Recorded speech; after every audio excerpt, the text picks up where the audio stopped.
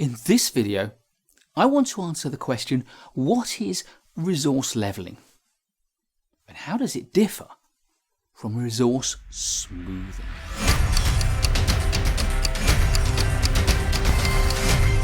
Resource leveling is the process we use to resolve resourcing conflicts when we don't have sufficient resource and we would need to over-allocate resources in order to get the work done in the time that an aspect of the project is scheduled.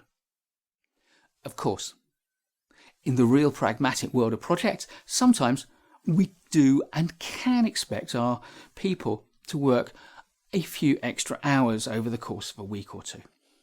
But it's not good practice to expect that of people, and it certainly isn't sustainable over long periods of time.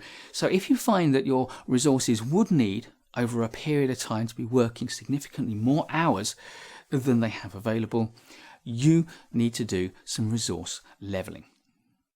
The principles of resource leveling are about fair and efficient allocation of the work. And there are a number of ways that we can level our resources in a project. We can delay start times, or we can extend the planned duration of some of our tasks. We can remove some of those tasks, or we could allocate additional resources, new people to add to the resource team. We can split tasks up, or we could bring tasks forward so that they can be done before the crunch period when our resources would be over allocated. And finally, rather than assigning additional resources, we could assign alternative resources where we have the potential to use more skilled, more expert, and therefore more effective people onto the task. Of course, in a project, it's always useful to have new people doing new tasks, learning new skills. But when you're over allocating those because they have too much learning time, bringing in more experienced, more expert resources can be a solution. So how does resource leveling differ from resource smoothing? Well, resource smoothing is more about balancing up the peaks and troughs in the demand for each individual resource.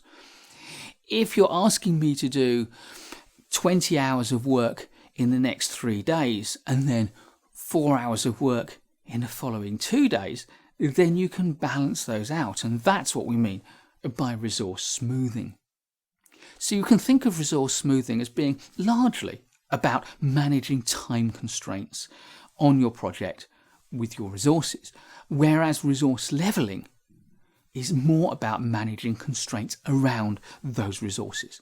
The differences, I do understand, are subtle, and they often get confused, not least because, of course, on a real project, we often need to do resource leveling and resource smoothing at the same time. Most sophisticated project management, project planning tools have resource leveling built in. And what these tools do is they use sophisticated algorithms to automatically calculate ways that you can level and smooth the resources across your project. Personally, I prefer not to use them unless I have to. I prefer to use a linear responsibility chart as a way to represent and understand the resourcing of my project over a fixed period of time. And then where I find resources are over allocated and I need to level those resources, I can do that manually by shifting resources from one task to another by allocating new people to specific tasks. However, that's time consuming and complex. So when would you use automated algorithmic resource leveling on the one hand, and when would you do it manually on the other? For algorithmic resource leveling, you need to start with a clearly defined set of skills that you can allocate to team members. Each team member can have multiple skills, but you do need a limited defined set of those skills that you can allocate. And you also need to be able to define very clearly what skills are needed for each task. If you can't do that, then you can't specify the work that the algorithms need to do. And I would say that automated resource smoothing is ideal when you have large numbers of tasks and large numbers of resources that would make it complex at best to do it by hand. However, manual resource leveling and resource smoothing as well is ideal where it is hard to articulate clear skills, clear requirements for each of the tasks, but you've got those in your head. The tasks need complicated sets of skills, and each of your people has a wide range of different skills that you understand fully but can't articulate clearly very easily. And of course, manual resource leveling is more tractable when you've got smaller number of resources, and therefore you can readily do it by hand. But whether you do your resource leveling automatically using an algorithm or manually by inspection, we use resource leveling to handle resource constraints on our projects when our people would otherwise be over allocated and required to work too many hours in a day. If you've enjoyed this video, please do give it a like.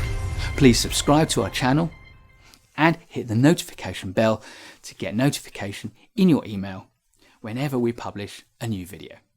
And of course, please do visit onlinepmcourses.com for lots of free and paid resources for project managers.